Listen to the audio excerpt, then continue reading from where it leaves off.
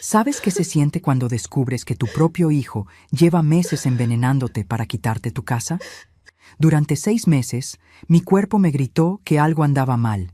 Mareos extraños, sabores metálicos, náuseas que aparecían solo cuando ellos venían a visitarme con ese vino especial y esos postres caros.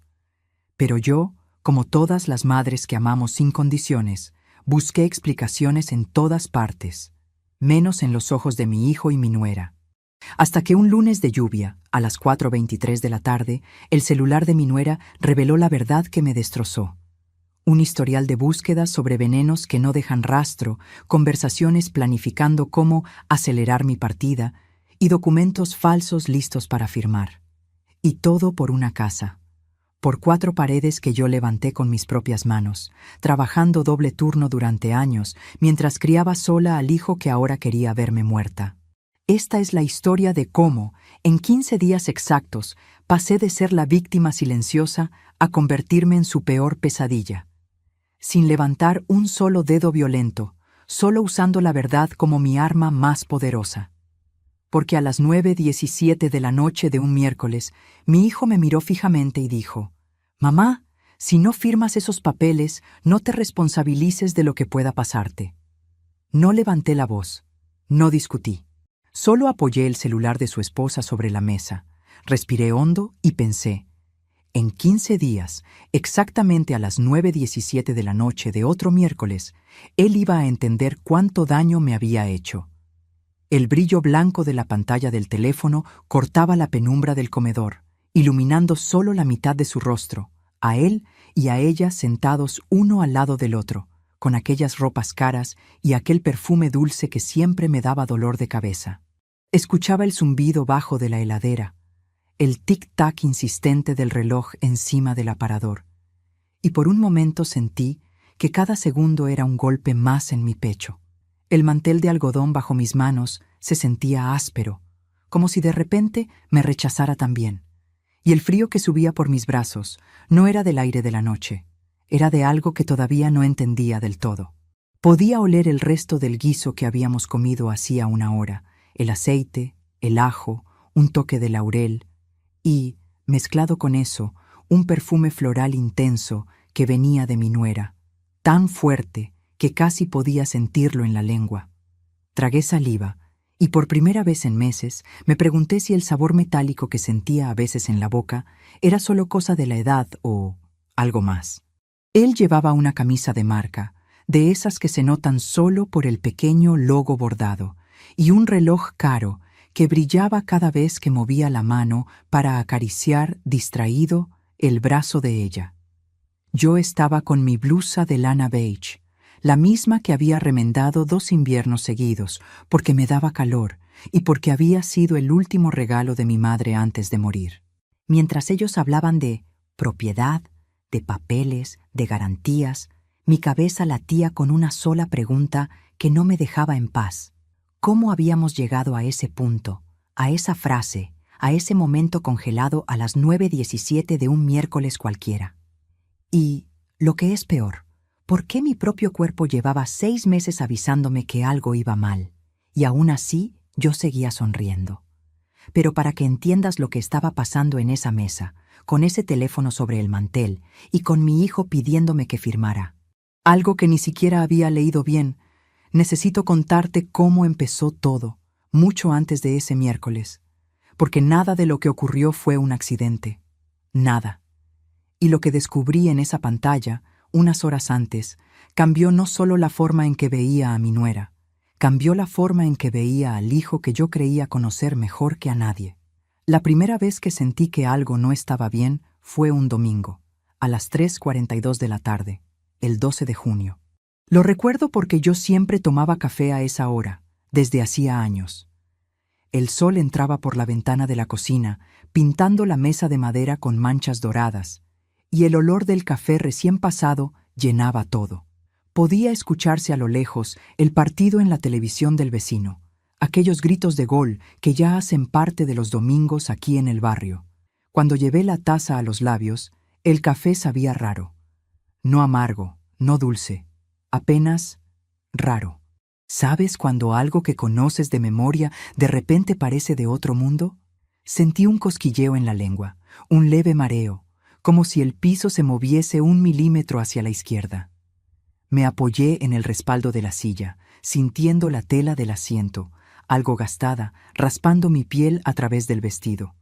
El reloj de pared marcaba las 3:43 cuando mi nuera apareció en la puerta de la cocina, con su blusa impecable, maquillaje perfecto y ese celular último modelo en la mano.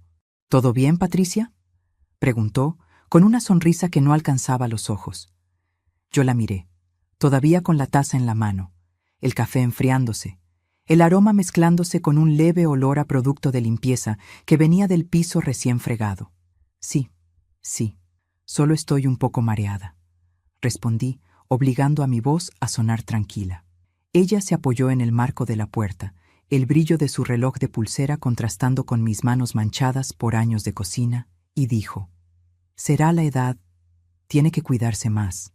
¿Sabes qué fue lo peor? No fue la frase, fue la manera en que la dijo, como quien comenta el clima, con una indiferencia suave que se clava más hondo que un grito. En ese momento decidí no darle importancia. Respiré hondo, tomé otro sorbo de café, aunque el sabor seguía raro, y pensé, debe ser impresión mía. Lo que no sabía entonces era que esa sería la primera de muchas veces en las que mi propio cuerpo iba a intentar avisarme algo. Y yo iba a seguir ignorándolo. Los meses siguientes se sintieron largos y pesados. Me despertaba muchas mañanas con la boca seca, un sabor amargo pegado a la lengua, como si hubiera pasado la noche masticando metal. El olor del desayuno, que siempre me abría el apetito. Pan tostado, mantequilla derritiéndose, café. Empezó a darme náuseas de vez en cuando. A veces, mientras lavaba los platos, el agua tibia sobre mis manos se transformaba en frío helado, aunque yo supiera que la temperatura no había cambiado. Mi hijo y mi nuera venían a comer a casa más seguido que antes. Traían pan de la panadería cara de la esquina, vino importado, postres que yo jamás me permitiría comprar con mi pensión. «Es para que vivas bien, mamá», decía él, dándome un beso rápido en la frente. Y yo, con mi delantal viejo atado a la cintura, sentía una mezcla de gratitud y algo más, algo que entonces no sabía nombrar. Te estarás preguntando: «Patricia, ¿no sospechaste nada?». Déjame reformularlo. Claro que sospeché. Sospeché de mi presión alta. Sospeché del estrés. Sospeché de la menopausia tardía, de los remedios, del clima, de todo. Menos de ellos. Porque cuando amas, buscas explicaciones en todas partes, menos en los ojos de quienes deberías poder confiar. Hubo una noche, a las 10:28, un viernes de agosto, en que casi lo entendí todo. Habíamos cenado. La casa olía a carne asada, a cebolla frita, a ese olor que se te pega al pelo y a la ropa, y que a mí siempre me recordaba los cumpleaños de cuando mi hijo era pequeño. Ellos llegaron tarde, con bolsas de una tienda cara, riendo de algo que habían visto en el shopping. Ella llevaba un vestido ajustado, seguro carísimo, y un bolso que costaba, por lo menos, 3 veces mi jubilación. Yo tenía el mismo par de zapatos negros que usaba hacía casi 10 años, lustrados con esmero para que parecieran nuevos. «Te trajimos este vino, mamá», dijo mi hijo, dejando sobre la mesa una botella con etiqueta extranjera. «Es especial, como tú». Sentí un nudo en la garganta. Abrí la botella, el olor del vino mezclándose con el de la comida que aún estaba en el aire. Serví las copas, notando cómo el cristal fino que ellos habían traído brillaba diferente al vidrio grueso de mis vasos viejos. Tomé un sorbo. Otra vez ese sabor extraño, una nota amarga que no combinaba con la suavidad que ellos aseguraban que el vino tenía. La habitación empezó a dar un giro leve, casi imperceptible, y mis manos, apoyadas en la mesa, se aferraron al borde como si tuviera miedo de caer. «¿Estás bien, mamá?», preguntó él, sin levantarse de la silla, sin dejar de deslizar el dedo por la pantalla de su celular nuevo. «Sí, solo me mareé un poco», contesté, sosteniendo la sonrisa. Mi nuera cruzó las piernas, el tejido caro de su vestido haciendo un leve ruido contra la silla, y dijo: Debería ir al médico. A esta edad, cualquier cosa puede ser peligrosa. Y luego rió. Una risa breve, seca, que terminó tan rápido como empezó. Respiré profundamente, lista para finalmente decir: no quiero más vino, no quiero más visitas sorpresas, no quiero más comentarios sobre mi edad.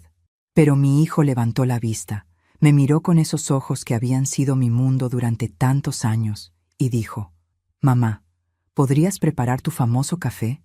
Y yo me quedé callada.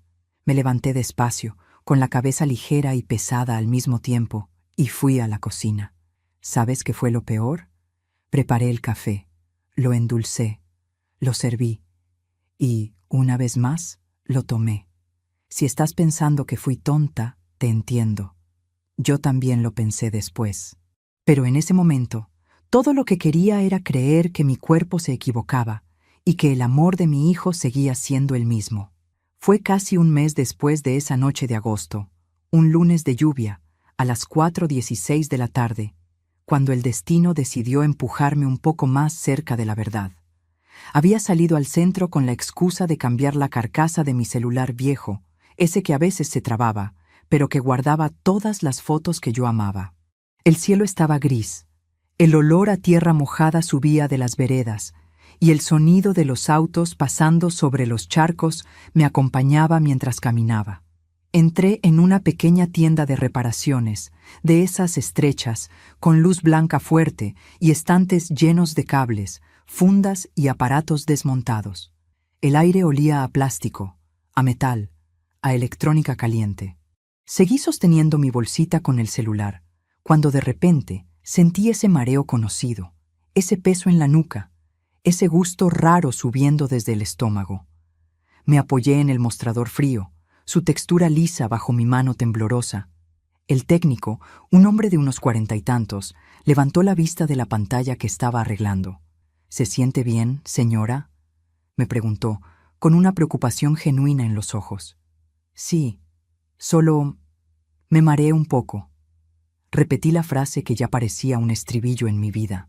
Me ofreció una silla, el metal duro contra mi espalda, el asiento un poco inestable, y me dijo que esperara unos minutos. Miré mi bolso.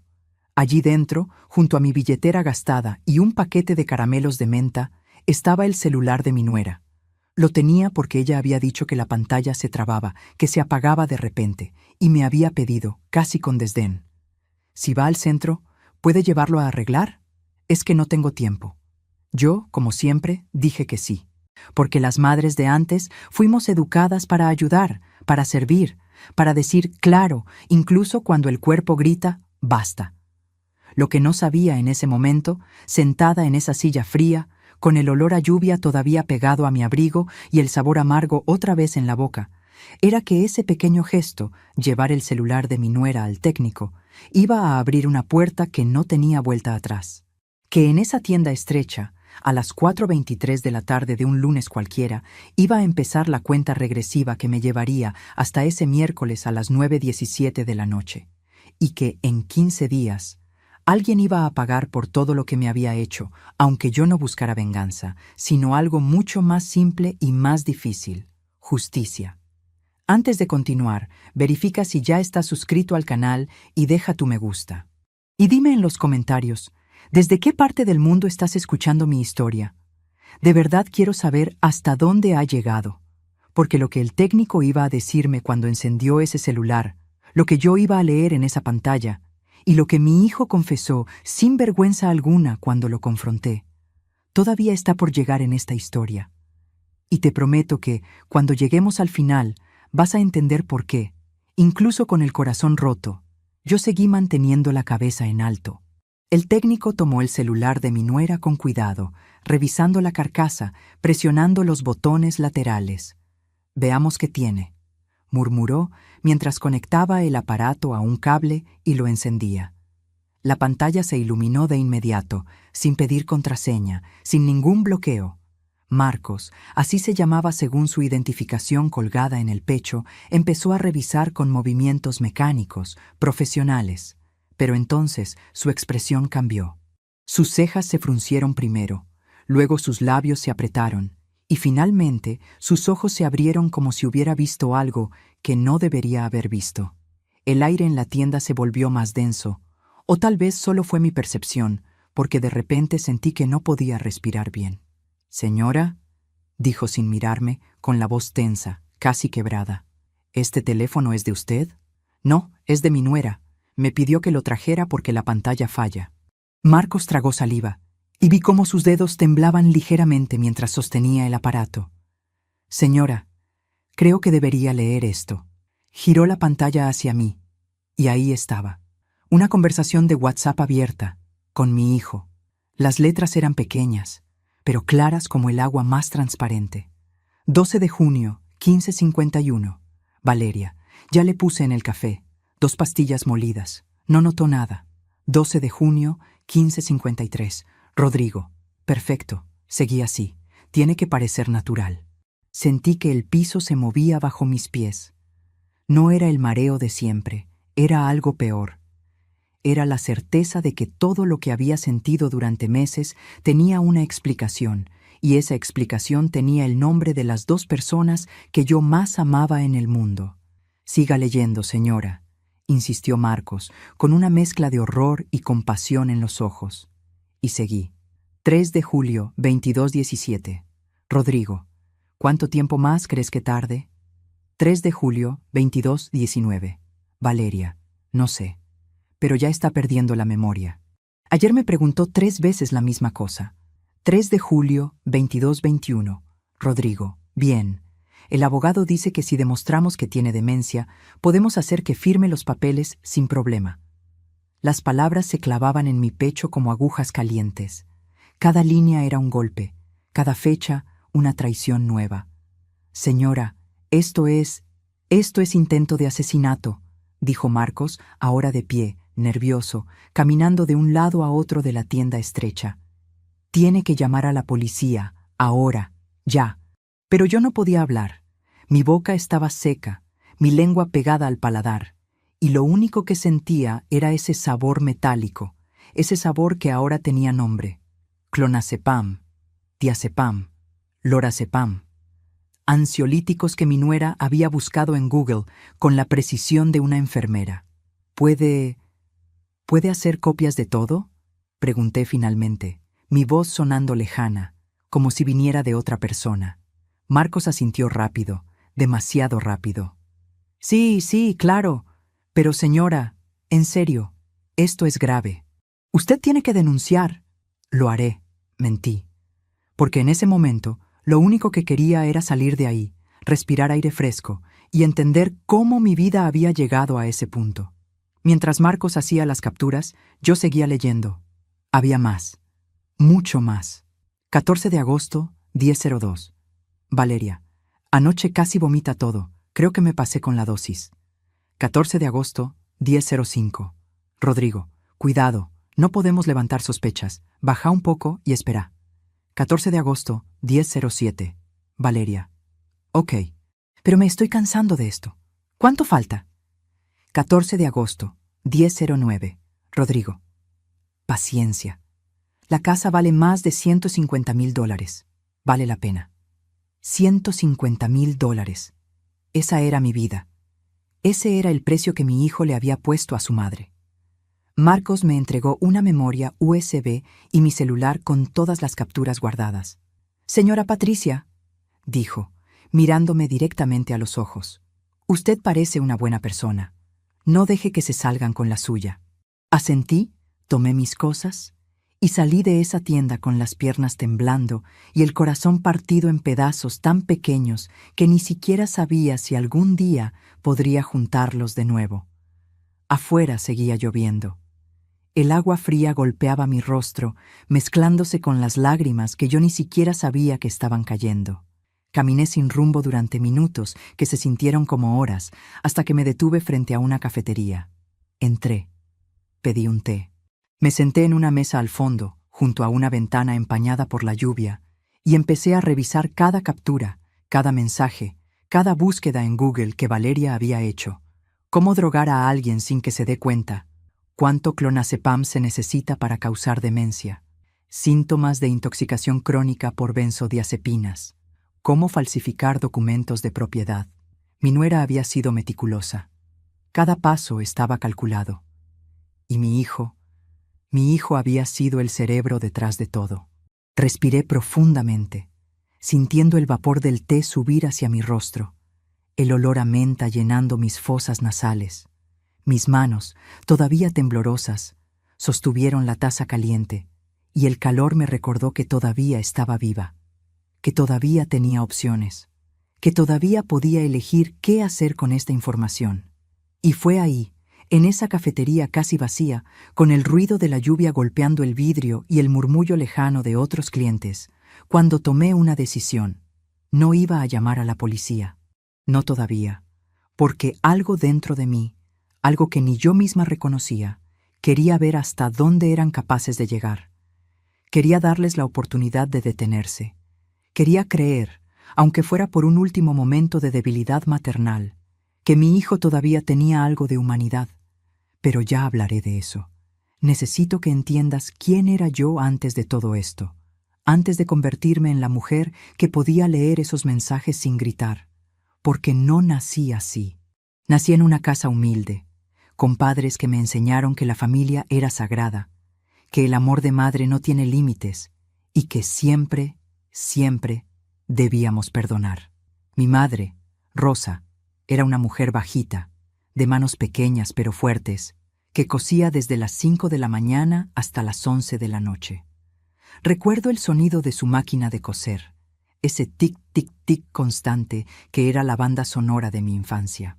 Ella hacía vestidos para las señoras del pueblo, arreglaba pantalones, zurcía medias, y todo por unos pocos pesos que guardaba en una lata de galletas escondida debajo de su cama.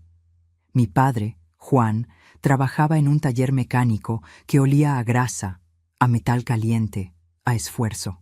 Llegaba a casa con las manos negras, la ropa manchada, pero siempre con una sonrisa para mí. Me cargaba en sus hombros y me llevaba a comprar un helado los domingos, aunque eso significara que él no comería postre esa semana. Crecí viendo sacrificio, crecí viendo amor expresado en acciones, no en palabras. Y cuando conocí a Alberto, supe que había encontrado a alguien igual. Él era mecánico también, como mi padre, alto, de espaldas anchas, con manos que sabían arreglar cualquier motor, pero que me tocaban con una delicadeza que me hacía sentir como si fuera de cristal. Nos casamos jóvenes, demasiado jóvenes según algunos, pero nosotros sabíamos lo que queríamos. Queríamos una familia, queríamos un hogar, queríamos construir algo que durara para siempre. Y cuando nació Rodrigo, el 23 de abril de 1985, a las 6:12 de la mañana, sentí que mi vida finalmente tenía sentido completo. Era un bebé gordito, de cachetes rosados y ojos oscuros como los de Alberto. Lloraba mucho las primeras semanas, y yo pasaba las noches en vela, meciéndolo, cantándole, prometiéndole que siempre, siempre estaría ahí para él. ¿Sabes qué fue lo peor de leer esos mensajes? No fue descubrir que me estaban envenenando. Fue recordar todas esas noches en vela, todos esos sacrificios, todas esas promesas que yo cumplí una por una, y darme cuenta de que para él no significaron nada. Alberto trabajaba en 2 talleres para que Rodrigo pudiera ir a una buena escuela. Yo limpiaba casas, cuidaba niños ajenos, planchaba ropa de familias que ni siquiera me miraban a los ojos. Pero Rodrigo nunca faltó a clases. Rodrigo siempre tuvo ropa limpia. Rodrigo siempre tuvo comida caliente en la mesa. Cuando cumplió 15 años, Alberto tuvo el accidente. Fue un martes, a las 2:33 de la tarde. Lo recuerdo porque yo estaba cocinando lentejas, y el reloj de la cocina marcaba esa hora cuando sonó el teléfono. Era el hospital. Alberto había estado debajo de un auto cuando el gato hidráulico falló. El auto le cayó encima. Le rompió 3 costillas, le perforó un pulmón, y le causó una hemorragia interna que los médicos no pudieron controlar a tiempo. Murió a las 7:48 de la noche de ese mismo martes. Y yo quedé viuda a los 38 años, con un hijo adolescente y una deuda hospitalaria que me persiguió durante años. Rodrigo lloró en el funeral. Se aferró a mí como cuando era pequeño, y yo le prometí, con la voz quebrada pero firme, que íbamos a salir adelante, que yo iba a trabajar el doble, el triple, lo que fuera necesario, que él no iba a tener que dejar la escuela, que íbamos a estar bien. Y cumplí. Trabajé en 4 casas diferentes. Me levantaba a las 5 de la mañana y volvía a las 10 de la noche. Mis manos se llenaron de callos, mi espalda empezó a dolerme y mis rodillas crujían cada vez que me arrodillaba a limpiar pisos ajenos. Pero Rodrigo terminó la secundaria. Rodrigo entró a la universidad. Rodrigo se graduó de contador. Y yo estaba tan orgullosa que no noté cuándo dejó de abrazarme, cuándo dejó de llamarme solo porque sí, cuándo empezó a verme como un obstáculo en lugar de como su madre. En realidad, creo que empezó cuando conoció a Valeria. Valeria apareció en la vida de Rodrigo un sábado, a las 3:15 de la tarde, en septiembre de 2021. Él me llamó emocionado para decirme que había conocido a la mujer de su vida en un evento de la empresa donde trabajaba. Yo estaba tendiendo ropa en el patio, sintiendo el sol tibio de primavera en mi espalda, cuando escuché su voz al otro lado del teléfono, más animada de lo que había estado en años. Mamá, es increíble. Es inteligente, hermosa, exitosa. Trabaja en marketing. Tiene su propio departamento. Algo en mi pecho se apretó. No era celos.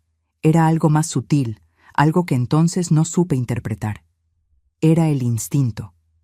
Ese mismo instinto que me había hecho sobrevivir años de pobreza, de viudez, de trabajar hasta que las manos me sangraban. Pero lo ignoré. Porque las madres queremos ver a nuestros hijos felices, incluso cuando algo dentro de nosotras grita que algo no está bien. La conocí 2 semanas después, un domingo a las 12:30 del mediodía. Rodrigo la trajo a almorzar a casa. Yo había preparado mi mejor comida: pollo al horno con papas, ensalada fresca y de postre, el budín de pan que a mi hijo le encantaba desde niño. La casa olía a romero, a ajo asado, a hogar. Cuando Valeria entró, lo primero que noté fue su perfume, fuerte, dulce, casi agresivo, llenando cada rincón de mi pequeña sala. Llevaba un vestido blanco ajustado, zapatos de taco alto que resonaban contra mi piso de baldosas y un bolso de marca que yo solo había visto en las vidrieras de las tiendas donde nunca entraba. Su sonrisa era perfecta, demasiado perfecta. «Señora Patricia, ¿qué casa tan acogedora?», dijo, mirando alrededor con ojos que evaluaban cada detalle. Acogedora. Esa palabra se quedó flotando en el aire como una mosca molesta. No dijo linda, no dijo cálida, dijo acogedora, y el tono con que lo dijo me hizo sentir que estaba diciendo pequeña, vieja, humilde. Pero sonreí. Serví el almuerzo en mi vajilla más bonita, esa que había heredado de mi madre y que solo usaba en ocasiones especiales. Valeria comió poco, moviendo la comida de un lado a otro del plato, comentando que estaba cuidando su figura y que no solía comer carbohidratos. Rodrigo la miraba como si fuera un ángel bajado del cielo. Y yo seguí sonriendo. Después del almuerzo, mientras yo lavaba los platos, escuché su voz desde la sala. «Rodrigo, ¿tu madre vive sola en esta casa tan grande?» «Sí, desde que mi padre murió». «Qué desperdicio, ¿no? Con lo que valen las propiedades por esta zona». Mi mano se detuvo bajo el agua tibia. El plato resbaló un poco, casi se me cae. Respiré profundo, diciéndome que había escuchado mal, que era solo una conversación casual. Pero no había escuchado mal, y no era casual. «Solo faltan 13 días», pensé sin darme cuenta, aunque en ese momento yo todavía no sabía que ese pensamiento tendría sentido después. Los meses siguientes fueron una escalada lenta pero constante. Valeria y Rodrigo se hicieron novios formalmente en octubre. Se comprometieron en diciembre y se casaron en marzo de 2022, en una ceremonia que costó más de lo que yo gané en 3 años de trabajo. Yo ayudé con lo que pude. Vendí algunas joyas que me quedaban de mi madre. Saqué un préstamo pequeño. Porque quería ver a mi hijo feliz. Porque las madres hacemos eso. Nos vaciamos para llenar a nuestros hijos. Pero después de la boda, algo cambió. Rodrigo empezó a venir menos. Las llamadas se hicieron más cortas, y cuando venían a visitarme, siempre era con una excusa. Necesitaban guardar algunas cajas en mi garaje, necesitaban que les prestara dinero, solo por este mes. Necesitaban que cuidara a su perro cuando viajaban. Yo siempre decía que sí, siempre. Y fue durante esas visitas cuando empezaron los mareos. El primer episodio real, el que me asustó de verdad, fue un viernes a las 8:42 de la noche, el 10 de junio. Habíamos cenado juntos. Valeria había traído vino, ese vino especial del que tanto hablaba. Es importado, Patricia. Cuesta 2.500 pesos la botella. Pruébelo. Va a ver qué diferencia. Lo probé. Sabía bien. Eso no lo puedo negar. Pero a los 20 minutos, mi cabeza empezó a dar vueltas. No era el mareo suave de otras veces. Era un vértigo profundo, como si el mundo se inclinara 45 grados hacia la izquierda. Me aferré a la mesa, sintiendo la madera áspera bajo mis dedos, el mantel deslizándose ligeramente. «Mamá, ¿estás bien?», preguntó Rodrigo, pero sin levantarse de su silla, sin dejar de mirar su celular. «Sí, solo necesito recostarme un momento». Valeria sonrió. Esa sonrisa que ahora reconozco perfectamente. Esa sonrisa que decía, está funcionando. Me fui a mi habitación, sintiendo las piernas como gelatina, el piso moviéndose bajo mis pies. Me recosté en mi cama, esa cama donde había dormido con Alberto durante 20 años, y cerré los ojos esperando que todo dejara de girar. Escuché sus voces desde la sala, no podía distinguir las palabras, pero el tono era claro. Estaban hablando de mí, y estaban riendo. ¿Sabes qué fue lo peor? Que a la mañana siguiente, cuando me desperté con un dolor de cabeza terrible y un sabor metálico en la boca, lo primero que hice fue disculparme con ellos. «Perdón por arruinar la cena de anoche». «No te preocupes, mamá», dijo Rodrigo, dándome un beso rápido en la frente. «Ya estás grande. Es normal». Normal. Esa palabra otra vez. Como si el hecho de que me estuvieran envenenando fuera simplemente parte de envejecer. Las visitas siguieron. Y con cada visita, los síntomas empeoraban. El 3 de julio tuve náuseas tan fuertes que vomité 3 veces. El 18 de julio se me olvidó el nombre de mi vecina, una mujer con la que había hablado durante 15 años. El 2 de agosto no pude recordar dónde había guardado mi billetera y la busqué durante 2 horas hasta encontrarla en el refrigerador. En el refrigerador. ¿Cómo había llegado ahí?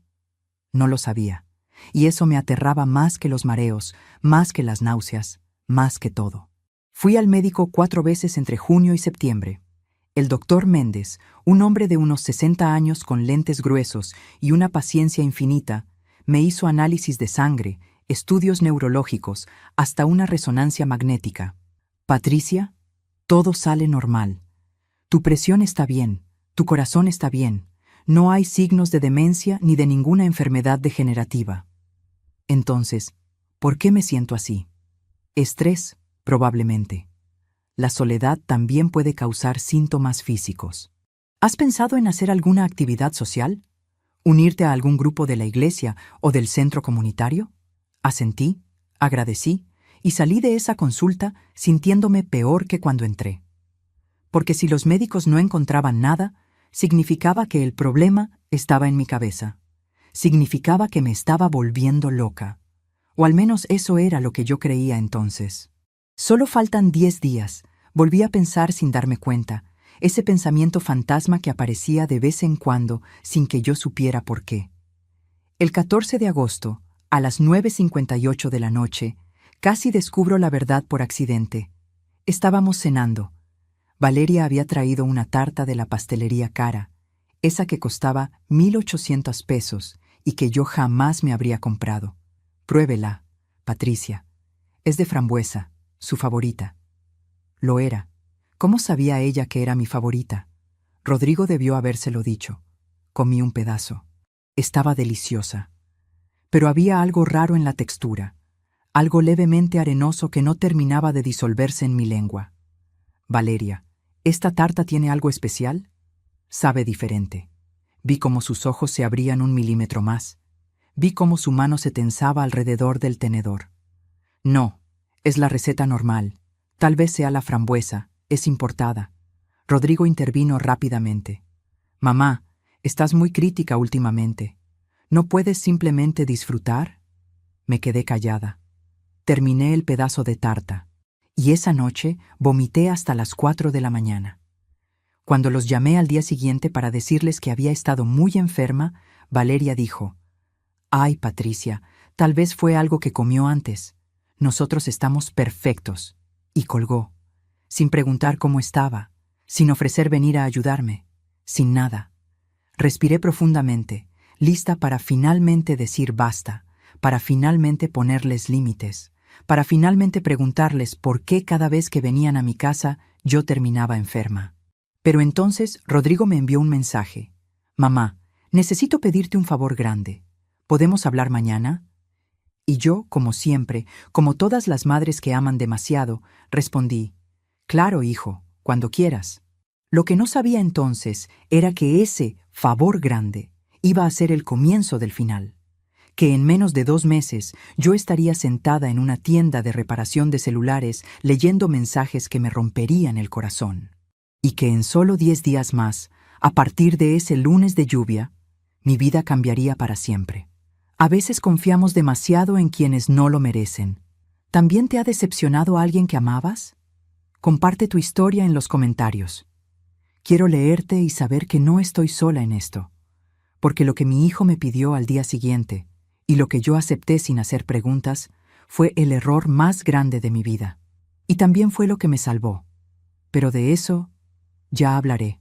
El favor grande resultó ser una bomba envuelta en papel de regalo. Rodrigo llegó a mi casa un sábado, a las 11:23 de la mañana, con Valeria a su lado. Ella llevaba un traje sastre color crema, que probablemente costaba más que mi jubilación de todo un mes, y él tenía una carpeta bajo el brazo. El sol entraba por la ventana de la sala, iluminando las partículas de polvo que flotaban en el aire. Ese polvo que yo había limpiado 1000 veces, pero que siempre volvía. «Mamá, siéntate.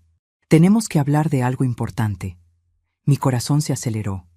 ¿Importante? ¿Un nieto en camino? ¿Problemas económicos? Me senté en mi sillón gastado, ese que había comprado de segunda mano hace 20 años y que conocía cada curva de mi espalda cansada. Ellos se sentaron en el sofá frente a mí, ese sofá nuevo que habían traído para que estuvieras más cómoda, aunque yo nunca les había pedido nada. Rodrigo abrió la carpeta. Adentro había papeles, muchos papeles con letras pequeñas y sellos oficiales. «Mamá, Valeria y yo hemos estado pensando. Esta casa es muy grande para ti sola. Te cuesta mantenerla, limpiarla, pagar los servicios». Sentí un nudo en el estómago. «Yo puedo con todo, hijo. No es tan difícil». Valeria se inclinó hacia adelante, con esa sonrisa que ya empezaba a reconocer como peligrosa. «Patricia, seamos realistas. Ya tienes 61 años. ¿Qué va a pasar cuando tengas 70? ¿80? Esta casa tiene escaleras, tiene un jardín que requiere mantenimiento. Es demasiado para una persona mayor». Persona mayor.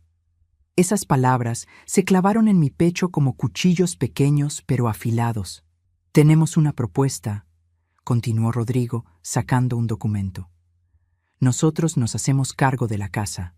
La ponemos a nuestro nombre y tú puedes seguir viviendo aquí todo el tiempo que quieras. Pero así, si algo te pasa, no hay problemas legales, no hay impuestos de herencia, todo queda en familia». El aire se volvió espeso. Podía oler el perfume de Valeria mezclándose con el aroma del café que había preparado antes de que llegaran. Mis manos, apoyadas en mis rodillas, empezaron a sudar. «¿Y si yo no quiero?», pregunté, mi voz sonando más pequeña de lo que hubiera querido. Valeria soltó una risa breve, seca. «Ay, Patricia, no sea terca. Es por su propio bien. Además, piensa en Rodrigo. Es su único hijo. ¿No quiere que él esté tranquilo sabiendo que su futuro está asegurado?» Ahí estaba, la manipulación envuelta en preocupación. El chantaje emocional disfrazado de amor filial. Miré a mi hijo, buscando en sus ojos al niño que había cargado en mis brazos, al adolescente que lloró en mi hombro cuando murió su padre, al hombre que alguna vez me dijo que yo era su heroína. Pero ese hombre ya no estaba ahí. En su lugar había un extraño que miraba mi casa como si fuera un premio que ya había ganado. Necesito pensarlo, dije finalmente. El rostro de Rodrigo se endureció. ¿Pensar qué, mamá? ¿No confías en mí? Soy tu hijo. Todo lo que hago es por tu bien. Solo necesito tiempo. Valeria se puso de pie, alisando su falda con movimientos precisos. Está bien. Pero no tarde mucho, Patricia. Estas cosas hay que resolverlas mientras uno todavía está lúcido. Lúcido. Esa palabra quedó flotando en el aire después de que se fueron, como un veneno invisible que seguía trabajando incluso cuando ellos ya no estaban. Solo faltan 8 días, pensé otra vez. Ese pensamiento que cada vez aparecía con más frecuencia. Durante las siguientes semanas la presión aumentó. Rodrigo me llamaba todos los días. ¿Ya lo pensaste, mamá? ¿Hablaste con algún abogado, mamá? ¿Por qué eres tan desconfiada, mamá? Y cada llamada terminaba con él diciendo algo que me hacía sentir culpable, que Valeria estaba estresada, que ellos necesitaban estabilidad, que yo estaba siendo egoísta al no pensar en su futuro. El 12 de septiembre, a las 6:47 de la tarde, hubo un incidente que debería haberme abierto los ojos por completo. Estábamos en una reunión familiar, en casa de mi prima Marta. Había unas 20 personas, tíos, primos, sobrinos. El patio estaba lleno de mesas con comida, el olor del asado llenaba el aire, y los niños corrían entre los adultos gritando y riendo. Yo estaba sentada en una silla de plástico blanco, conversando con Marta sobre sus nietos, cuando Rodrigo y Valeria llegaron. Tarde, como siempre. Valeria llevaba un vestido de fiesta completamente inapropiado para un asado familiar, y Rodrigo traía una botella de whisky importado de 5,000 pesos. Se sentaron a mi lado. Todo parecía normal hasta que mi prima preguntó: «Patricia, ¿es cierto que estás vendiendo tu casa?» Me quedé helada. «¿Qué? No, yo no estoy vendiendo nada». Valeria intervino inmediatamente, con voz alta, clara, para que todos escucharan. «Bueno, no es que la esté vendiendo, Marta. Es que Patricia nos va a traspasar la casa a nosotros. Ella ya no puede cuidarla sola, ¿saben? Está teniendo problemas de memoria. El otro día se olvidó dónde había puesto su billetera. La encontró en el refrigerador. Las conversaciones alrededor se detuvieron. Todos me miraron. Podía sentir sus ojos sobre mí, evaluándome, juzgándome, lastimándome. Mi rostro se encendió de vergüenza. «Yo no tengo problemas de memoria», dije, manteniendo la voz firme, aunque por dentro estaba temblando. «Mamá, no te pongas así», dijo Rodrigo, poniendo su mano sobre la mía con una suavidad falsa. «No es nada de qué avergonzarse. Es la edad. Todos lo entendemos». Pero nadie entendía nada. Solo veían a una mujer de 61 años siendo humillada por su propio hijo frente a toda la familia. Respiré profundamente, lista para finalmente gritarles, para finalmente decirles delante de todos que eran unos mentirosos, que yo estaba perfectamente bien. Pero entonces mi prima Sandra, la esposa del hermano de mi difunto esposo, dijo: «Ay, Patricia, qué suerte que tienes un hijo tan atento. No todos los hijos se preocupan así por sus padres». Y todos asintieron. Todos.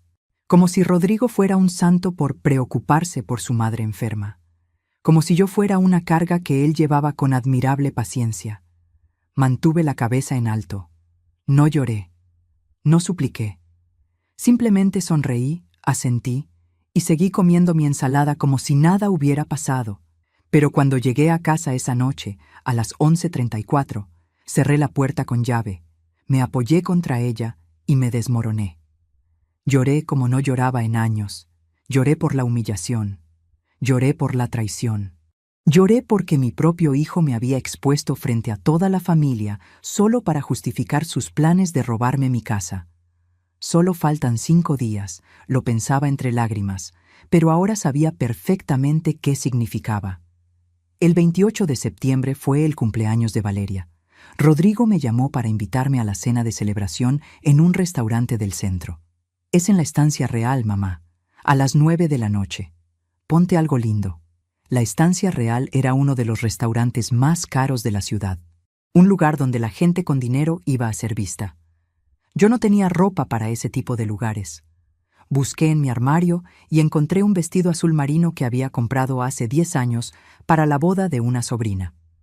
Estaba un poco pasado de moda, un poco gastado en las costuras, pero era lo mejor que tenía.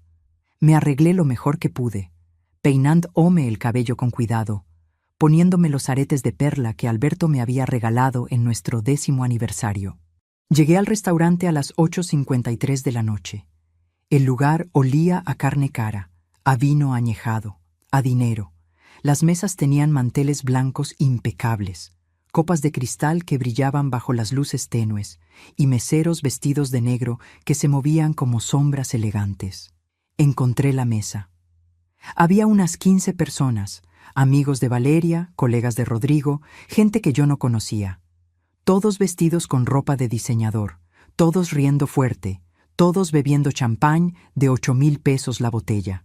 Me senté en la única silla vacía, al final de la mesa. Nadie me saludó. Nadie me presentó. Era como si fuera invisible.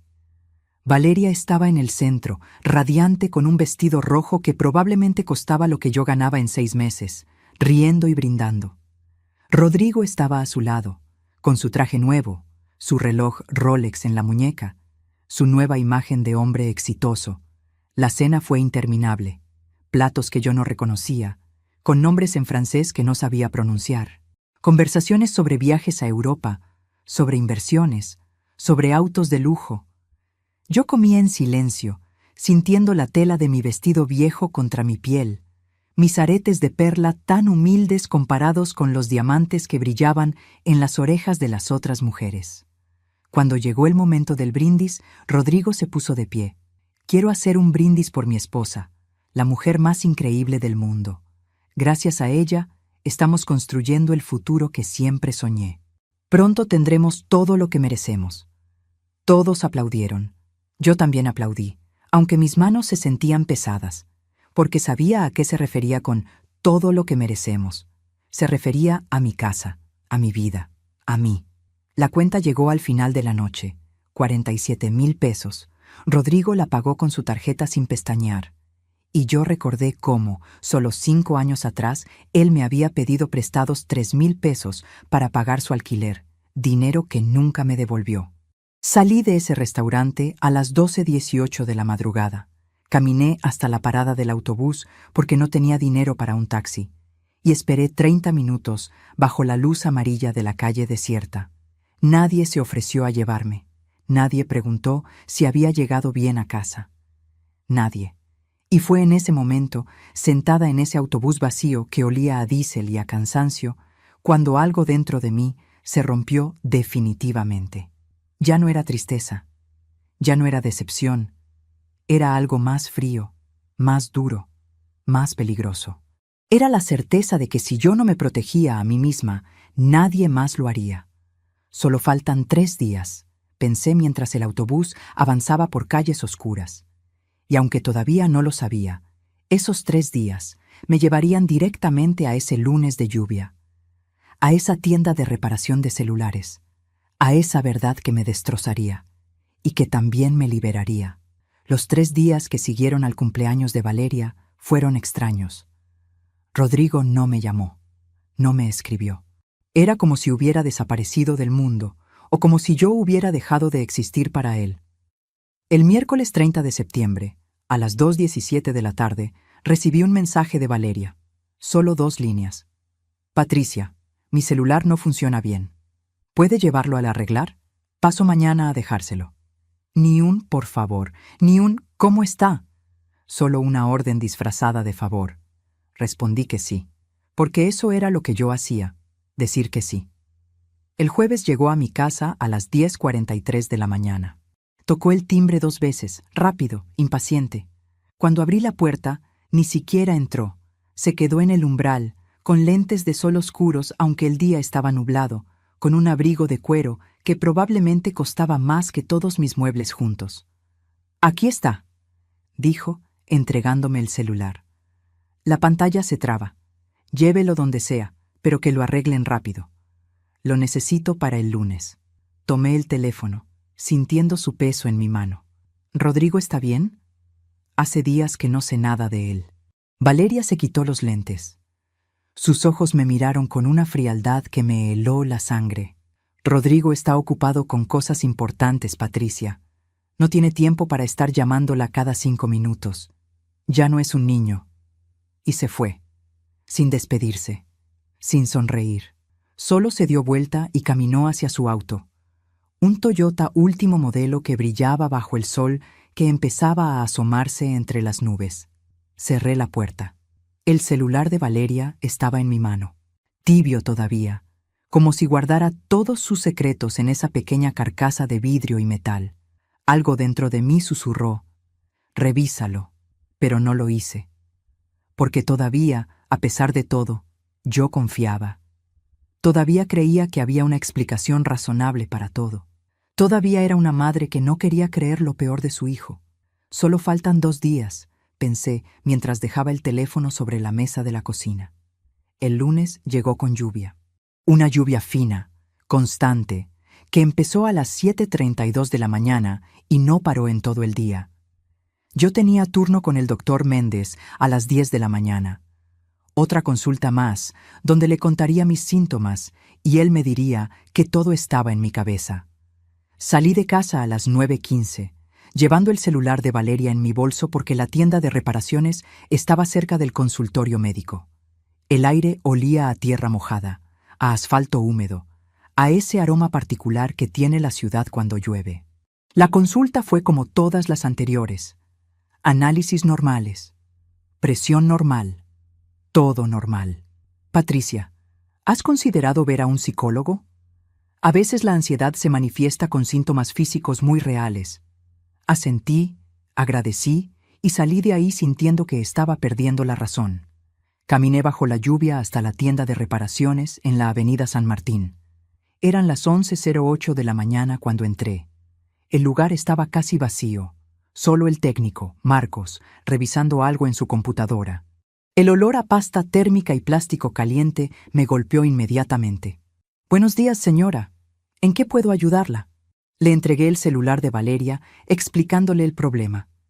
Él lo tomó, lo encendió y comenzó a revisarlo con movimientos mecánicos, profesionales. Yo estaba mirando por la ventana, viendo la lluvia caer, cuando escuché su voz cambiar. «Señora, ¿este teléfono es suyo?» Me giré. Su rostro había palidecido. Sus manos temblaban ligeramente. «No, es de mi nuera». «¿Por qué?» Marcos giró la pantalla hacia mí, y todo mi mundo se derrumbó. Ya les conté parte de lo que vi en esa pantalla. Los mensajes sobre drogarme, las fechas, las dosis. Pero no les conté todo, porque había más, mucho más. Marcos, con dedos temblorosos, siguió desplazándose por las conversaciones mientras yo leía por encima de su hombro. «Señora, hay un plan completo aquí». Y lo había. Un plan meticuloso, calculado, fríamente ejecutado. Empezó el 28 de mayo, exactamente 4 meses antes. 28 de mayo, 14:23. Rodrigo. Hablé con el abogado. Dice que si demostramos incapacidad mental, podemos hacer que firme un poder notarial sin que se dé cuenta. 28 de mayo, 14:26. Valeria. ¿Y cómo demostramos eso? 28 de mayo, 14:29. Rodrigo. Ahí es donde entras tú. Tenés que hacer que parezca que está perdiendo la cabeza, que olvida cosas, que se confunde, que no puede cuidarse sola. 28 de mayo, 14:32. Valeria. ¿Y cómo hago eso? 28 de mayo, 14:35. Rodrigo. Investiga. Tiene que haber algo que podamos usar.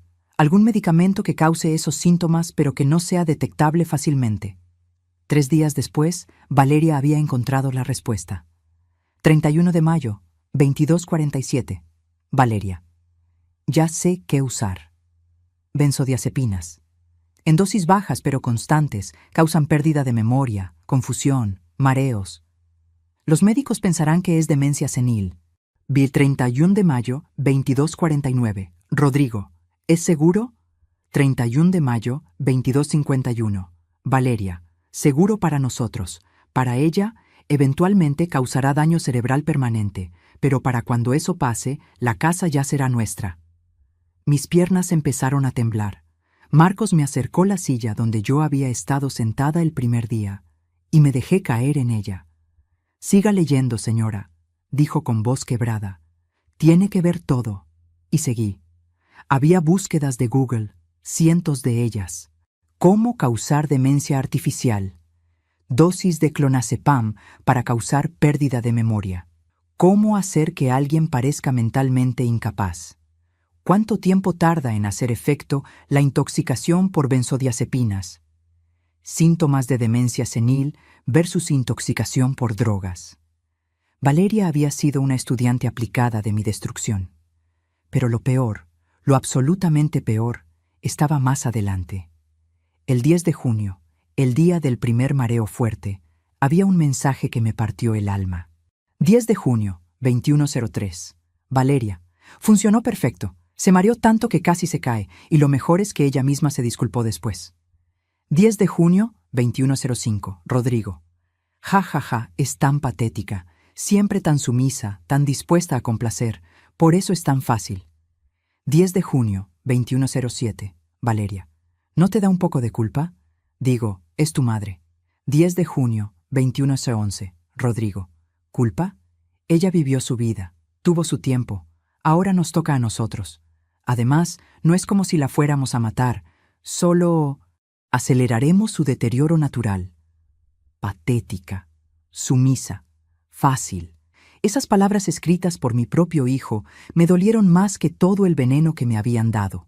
Mientras te cuento todo esto, me pregunto desde dónde me estarás escuchando. Escribe el nombre de tu ciudad en los comentarios.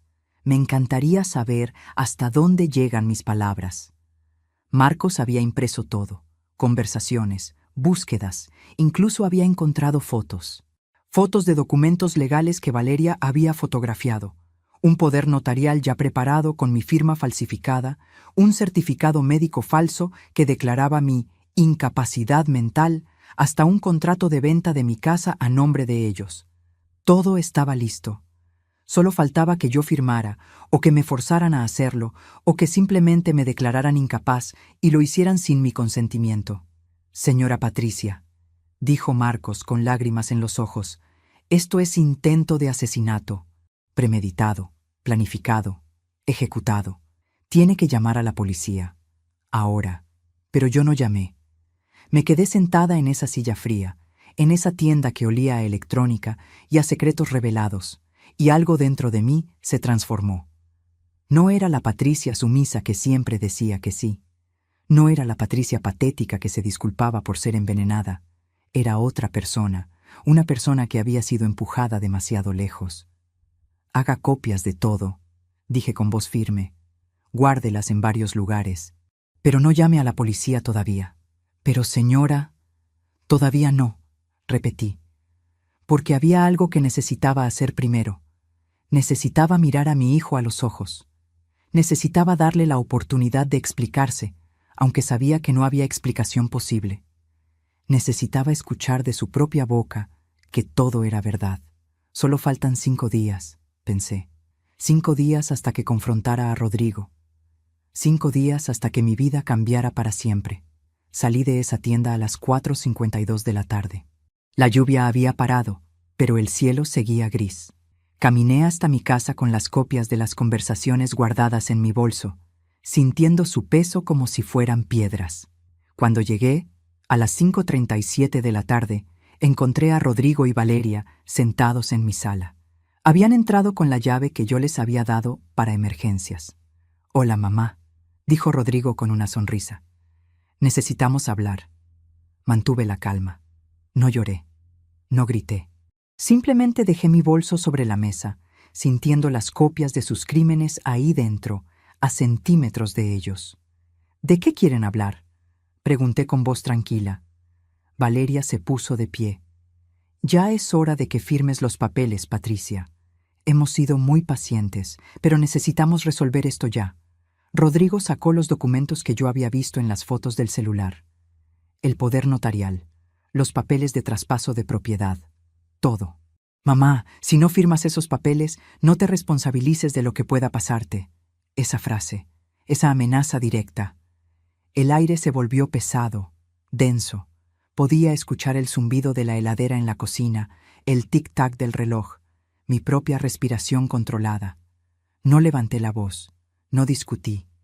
Solo apoyé mi mano sobre mi bolso, sintiendo las copias ahí dentro, y pensé, en 5 días exactos, a esta misma hora, él va a entender cuánto daño me hizo. Necesito pensarlo, dije. El rostro de Rodrigo se transformó. Ya no había sonrisa, solo había frialdad, ira, algo oscuro que yo nunca había visto en él. ¿Pensarlo?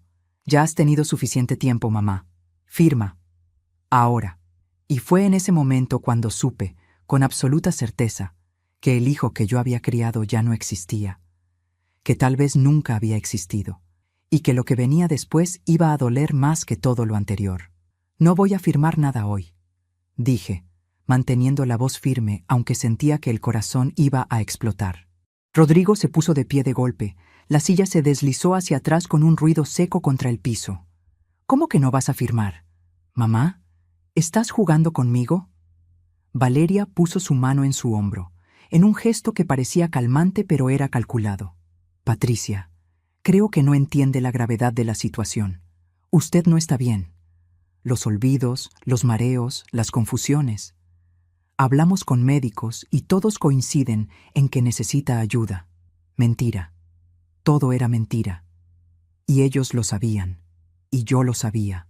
He dicho que necesito pensarlo, repetí, caminando hacia la puerta y abriéndola. Ahora, si no les importa, estoy cansada.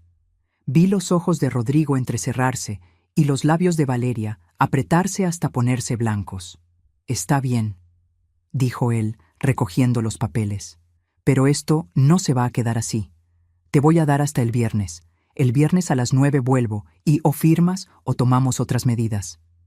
¿Qué tipo de medidas?, pregunté. Rodrigo se acercó tanto que pude oler su colonia cara. Las que toman los hijos responsables cuando sus madres ya no pueden cuidarse solas, susurró. Internamientos, evaluaciones psiquiátricas, declaraciones de incapacidad. ¿Quieres eso? No respondí. Sostuve la puerta abierta hasta que salieron. Valeria pasó a mi lado murmurando, vieja terca.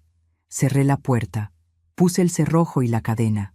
Solo entonces me permití temblar. Mis piernas cedieron y me dejé caer al piso frío, la espalda contra la madera, el bolso aún colgado del hombro. Dentro estaban las copias de las conversaciones, la evidencia de su traición, la prueba de que mi hijo había tratado de destruirme. Lo peor no era la amenaza ni el ultimátum. Era entender que durante 4 meses, cada vez que me habían visitado, traído comida o vino, abrazado o besado en la frente, me habían estado envenenando. Cada gesto de amor era una mentira. Cada «¿Cómo estás, mamá?», era un control de dosis. Cada visita, un paso más hacia mi destrucción. No sé cuánto tiempo estuve en el piso. A las 6:42 de la tarde finalmente me levanté. Fui a la cocina, abrí la alacena y empecé a revisar. La taza del café de cada mañana, los vasos del vino que ellos traían, los platos de la comida especialmente para mí. Los revisé uno por uno, buscando algo que sabía que no encontraría. No había restos. Habían sido cuidadosos, meticulosos, profesionales en su crueldad. Me senté a la mesa de la cocina, esa mesa donde había alimentado a mi familia durante años, y tomé una decisión. Si Rodrigo venía el viernes a las 9 esperando que yo firmara, entonces el viernes a las 9 iba a tener una sorpresa. En esas 96 horas que faltaban, iba a hacer algo que nunca había hecho. Iba a pelear, no con gritos, no con violencia, con la verdad. Solo faltan 4 días, pensé, y esta vez fue una promesa. El martes 6 de octubre desperté con una claridad mental que no sentía hacía meses. Tal vez porque por fin sabía qué me pasaba. A las 8:15 de la mañana llamé a mi prima Marta. ¿Puedo quedarme en tu casa unos días? Necesito alejarme de la mía. ¿Tiene que ver con Rodrigo? Todo va a estar bien. Mentí. Solo necesito unos días. Por supuesto. Ven cuando quieras. Pero no fui con Marta todavía. Primero tenía otras cosas que hacer. A las 10:30 estaba en la oficina de la abogada Silvia Contreras. Saqué las copias. Conversaciones, búsquedas, documentos falsos. Las puse sobre su escritorio. Silvia las revisó en silencio. Esto es intento de homicidio, falsificación, fraude. Tiene suficiente evidencia para meterlos en la cárcel por años. No quiero meterlos en la cárcel, dije. Quiero protegerme. Quiero que nunca puedan tocar mi casa ni declararme incapaz. Entonces hay que hacer varias cosas, y rápido. En 2 horas hicimos un testamento nuevo, dejando la casa a una fundación, no a Rodrigo. Un documento donde declaraba estar en pleno uso de mis facultades. Pedimos análisis toxicológicos e hicimos una denuncia ante la Fiscalía, con orden de activarse solo si yo lo autorizaba o si algo extraño me pasaba. Es como un seguro, explicó Silvia. Salí de allí a la 1:47 de la tarde sintiéndome más fuerte. Solo faltan 3 días. El miércoles fui al hospital. Me hicieron análisis de sangre, orina y cabello. Tiene benzodiazepinas en su sistema, dijo la doctora Romero. ¿Toma algo para la ansiedad? No. Le mostré las conversaciones. Esto es criminal, respondió. Voy a documentarlo todo. Tuvo suerte de descubrirlo a tiempo. Solo faltan 2 días. El jueves, a las 3:22 de la tarde, recibí un mensaje de Rodrigo. Mañana a las 9 estaré en tu casa. Espero que hayas tomado la decisión correcta. No respondí. En cambio, llamé a 3 personas. A Marta. Mañana a las 8:45 necesito que estés en mi casa. Confía en mí. A Mercedes. Necesito que seas testigo de algo. ¿Puedes venir a las 8:45? A Marcos, el técnico. ¿Tienes las copias de respaldo? Todas. Mañana a las 8:30 tráelas a mi casa. Y llamé a Silvia. ¿Está lista? Lista. Esa noche casi no dormí. Pensé en Alberto, en mi madre, en mi padre, y en la mujer que me había visto obligada a ser. A las 5:47 de la mañana me levanté. Me duché. Me puse mi mejor vestido, los aretes de Alberto, el collar de mi madre. Me miré al espejo. Las ojeras contaban meses de veneno, las arrugas, años de sacrificio. Pero mis ojos ya no eran los de una víctima. Pasé el día preparándome. Limpié la casa, preparé café, puse las copias en sobres, revisé cada documento y esperé. A las 8:31 llegó Marcos con una caja de evidencias. A las 8:44 llegaron Marta y Mercedes. A las 8:52 llegó Silvia con su maletín. Y a las 9:03, como había prometido, llegó Rodrigo, con Valeria, con los papeles en la mano, con una sonrisa que se congeló al verme acompañada. «Mamá, ¿qué es todo esto?», preguntó. «Esto, hijo, es la verdad». Abrí un sobre. Saqué las conversaciones, las búsquedas, los documentos, los extendí sobre la mesa. El color desapareció del rostro de Rodrigo. Valeria dio un paso atrás. «¿Qué es eso?», tartamudeó. «Es tu celular, Valeria. El que me pediste que llevara a arreglar. ¿Recuerdas?», Marta preguntó. «Patricia, ¿qué dice todo esto?». Tomé la primera hoja y empecé a leer en voz alta. Cada mensaje, cada plan. Mi voz no tembló. Las palabras recorrieron la casa que yo había construido y que él había intentado robar con veneno. Cuando terminé, su expresión ya no era confiada. Era la de alguien acorralado. Mañana será el día en que todo cambie, había pensado. Y ese mañana era ahora, a las 9:17 de la noche de un viernes. Exactamente como lo había prometido en mi cabeza. Y mi hijo iba a entender cuánto daño me había hecho. Rodrigo miró las hojas sobre la mesa como si fueran serpientes venenosas. Eso no es lo que parece», dijo al fin, con voz hueca. «¿No?», respondí. «Entonces explícame qué significa». Ya le puse en el café 2 pastillas molidas.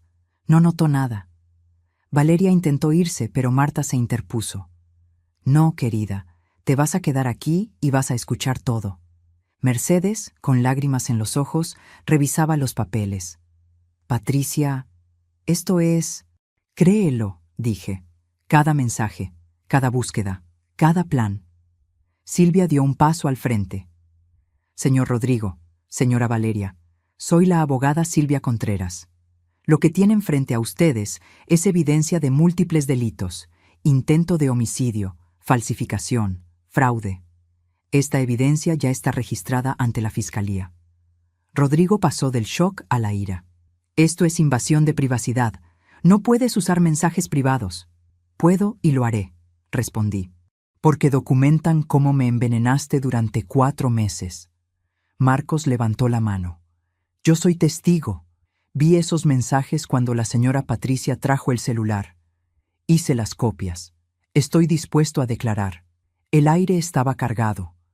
Podía oír la respiración agitada de Valeria y el tic-tac del reloj, marcando cada segundo de su culpabilidad. Mi corazón latía fuerte, pero ya no de miedo. Latía de justicia. Mamá, dijo Rodrigo, con la voz del niño que alguna vez conocí. Podemos hablar a solas. No, respondí. Me dañaste en privado. Ahora la verdad será pública. No lo entiendes, gritó. Esa casa vale una fortuna. Tú no la necesitas. Vives sola, vas a morir y todo se va a perder. El silencio que siguió fue absoluto. Voy a morir, repetí. Y tú estabas apurando ese proceso. ¿Eso estás diciendo? Valeria intervino, desesperada. Estás malinterpretando. Era una broma. Tomé un papel. Ayer casi vomita todo. Creo que me pasé con la dosis. ¿Eso es una broma? Otro. La casa vale más de $150,000. Vale la pena. Y otro. Para cuando tenga daño cerebral permanente, la casa ya será nuestra. Cada frase era un golpe. Mercedes lloraba abiertamente. Rodrigo, ¿cómo pudiste? Es tu madre. Nadie le pidió que se sacrificara. Gritó. Yo no pedí nacer pobre. Yo no pedí tener una madre que limpiaba pisos. Ahí estaba la raíz. No solo codicia, vergüenza. Te avergonzaba, dije. Su silencio lo confirmó. Marta puso su mano en mi hombro. ¿Llamamos a la policía?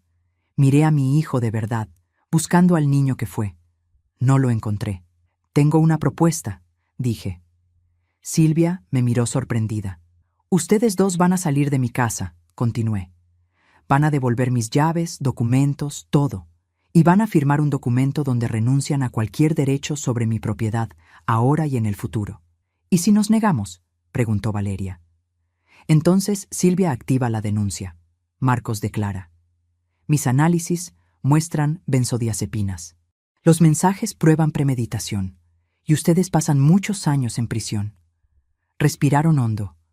Pero si firman, seguí. Yo guardo esta evidencia. No la destruyo, la guardo. Si algún día vuelven a acercarse a mí o intentan hacerme daño, todo esto se hace público. Si me dejan en paz, quedan libres.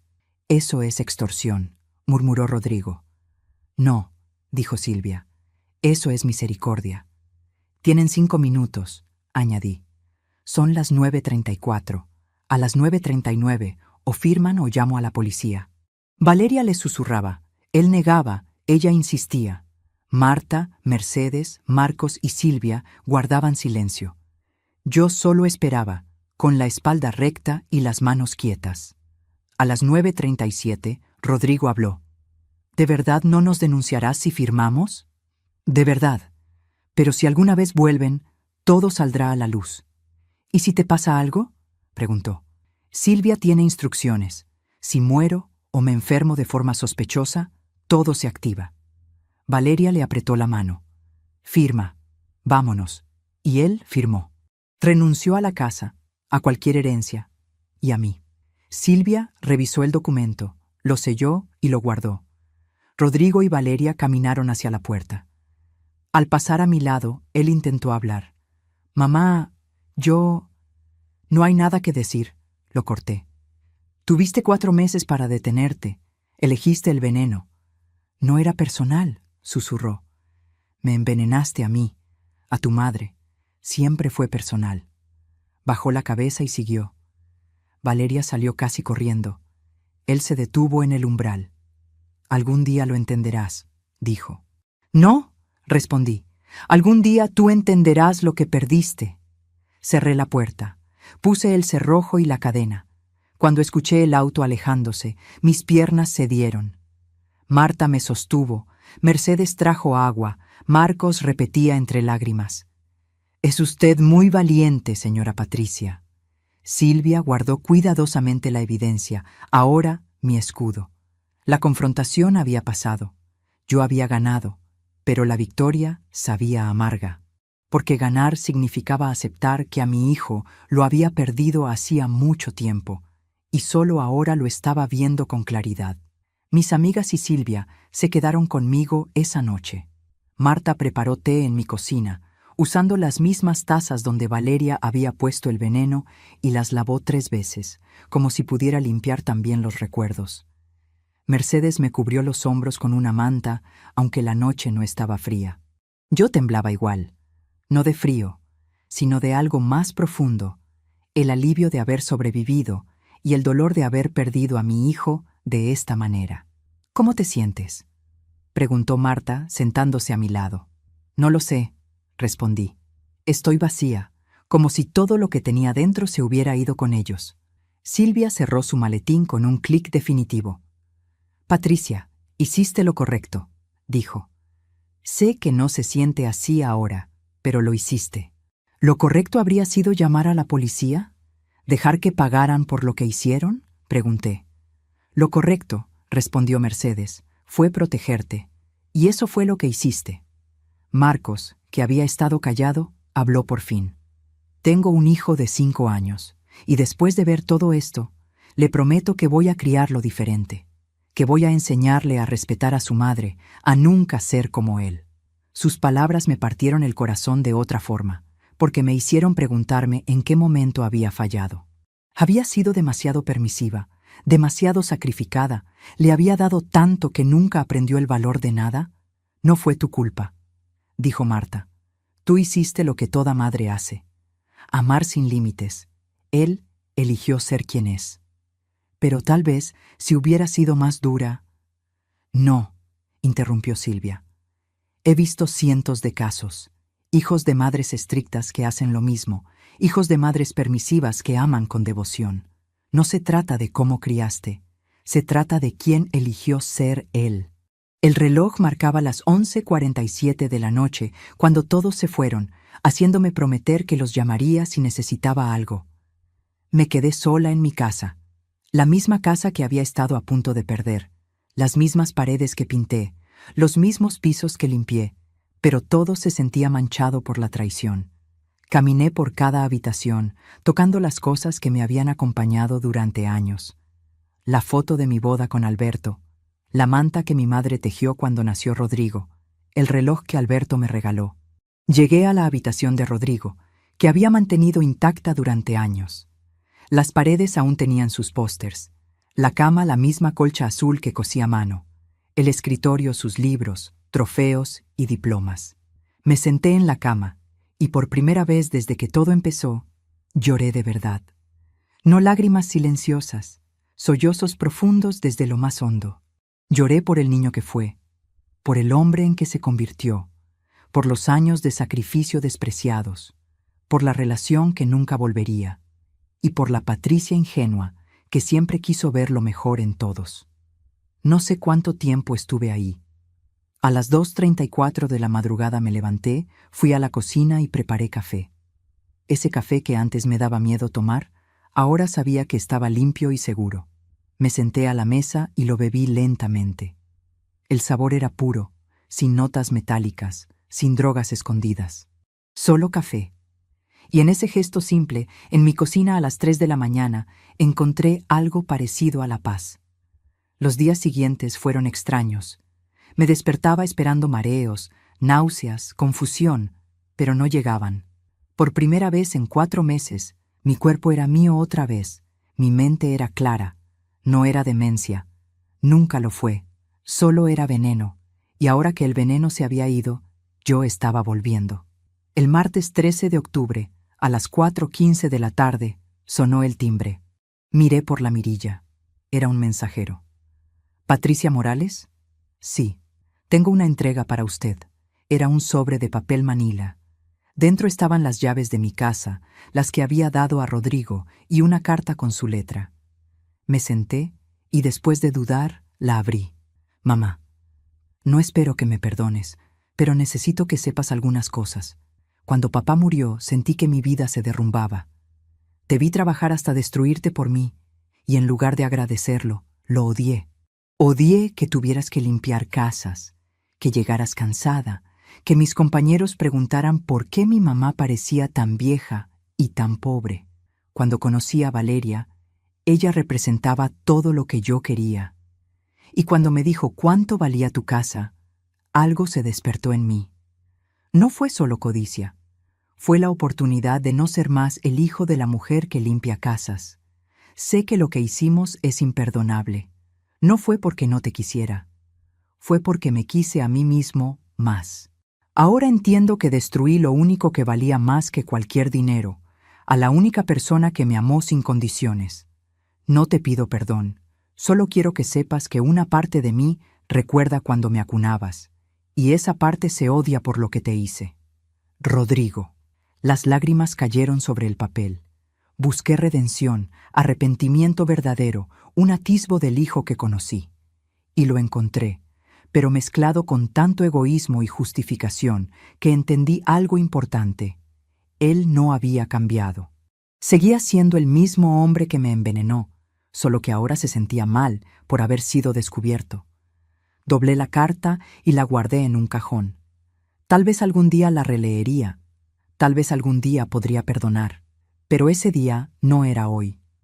Todavía me pregunto si hice lo correcto, denunciarlo o dejarlo ir.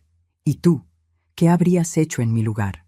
Si fuera tu hijo, ¿lo habrías denunciado o le habrías dado la oportunidad de irse? Escríbelo en los comentarios, quiero saber lo que piensas. Porque no hay respuestas fáciles cuando la persona que más amas te traiciona. Solo hay decisiones, consecuencias y la esperanza de haber elegido bien.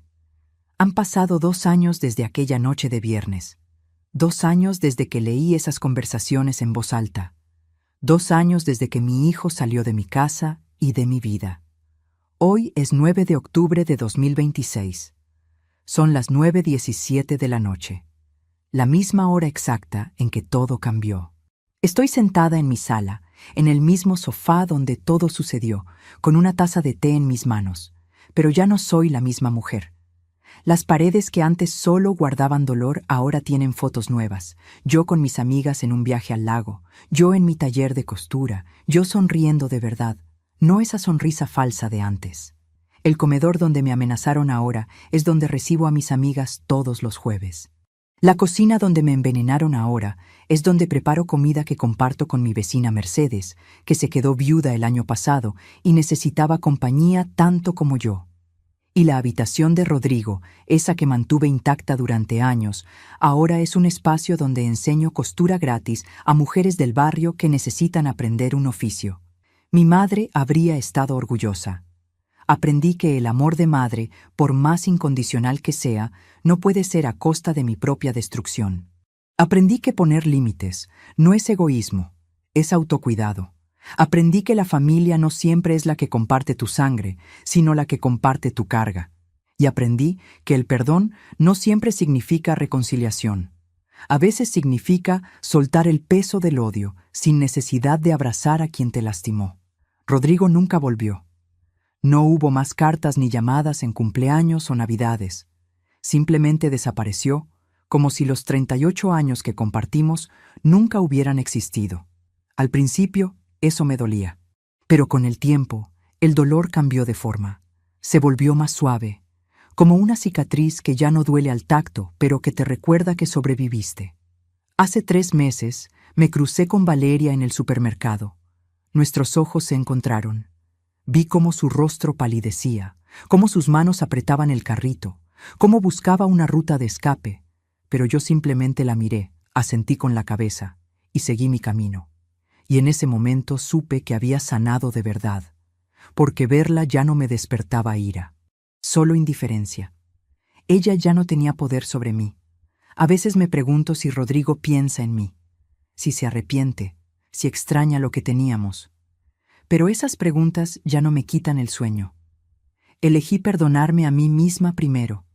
Perdonarme por haber sido tan confiada, por haber ignorado las señales, por haber amado tanto que olvidé amarme a mí misma. La doctora Alonso me dijo algo que se quedó grabado en mi mente. Patricia, no fuiste tú quien falló, fuiste tú quien salvó. Y tiene razón. Yo me salvé a mí misma. En esa tienda cuando pude haber negado la verdad. En mi sala cuando pude haber firmado esos papeles por miedo. En esa confrontación cuando pude haberme derrumbado, pero mantuve la dignidad. Mi casa, esa casa por la que mi hijo estuvo dispuesto a destruirme, sigue siendo mía. Pero ahora es mi refugio, mi santuario, el testimonio físico de que sobreviví. Y cuando yo muera, esta casa irá a la Fundación de Mujeres Sobrevivientes de Violencia Familiar. Se convertirá en un refugio para mujeres que necesiten un lugar seguro, porque esta casa nació del sacrificio y seguirá siendo refugio para quienes lo necesiten. Ahora, 2 años después, miro hacia atrás y veo el camino recorrido. Las cicatrices siguen ahí. El dolor todavía visita de vez en cuando, pero también está la fuerza, la sabiduría, la certeza de que valgo más que cualquier cosa material. Si estás escuchando esto y has sido traicionado por alguien que amabas, quiero que sepas algo.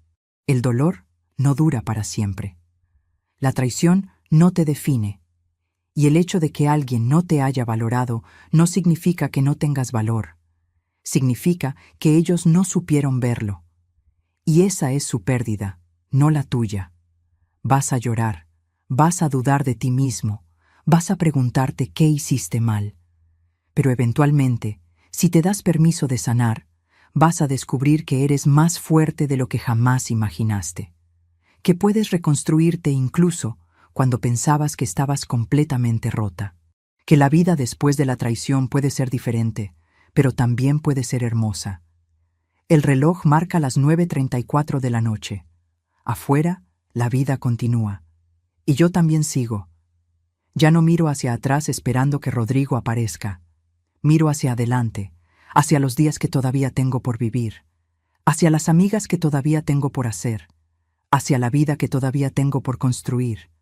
Una vida donde el sabor del café es solo café, donde el vino es solo vino, sin venenos escondidos, sin segundas intenciones, sin miedo. Me levanto del sofá y camino hacia la ventana.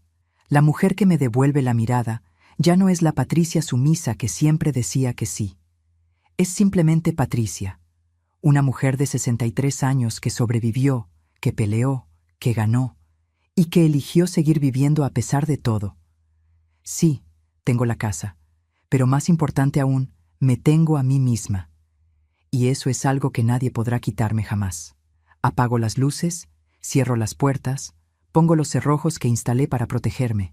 Y me voy a dormir en paz, porque finalmente entendí que el perdón no era para él, era para mí, que la justicia a veces viene de simplemente seguir viviendo a pesar de quienes quisieron borrarte. Y quiero decirles a todas las mujeres que están siendo traicionadas, manipuladas o destruidas por quienes dicen amarlas: resiste, pelea, sobrevive, porque del otro lado del dolor hay algo esperando. Tal vez no sea lo que esperabas, pero será tuyo, auténticamente tuyo. Y eso hace toda la diferencia. Mi nombre es Patricia. Tengo 63 años. Sobreviví al veneno de mi propio hijo. Y esta es mi historia. No para que sientas lástima por mí, sino para que sepas que si yo pude, tú también puedes. Que hay vida después de la traición, y que a veces lo que parece ser el final es solo el comienzo de algo nuevo, algo más fuerte, algo más real, algo tuyo. Buenas noches, donde sea que estés escuchando esto. Y recuerda, la dignidad que mantienes cuando todo se derrumba es el fundamento sobre el cual reconstruirás tu vida. No la pierdas, nunca la pierdas, porque al final del día es lo único que realmente importa.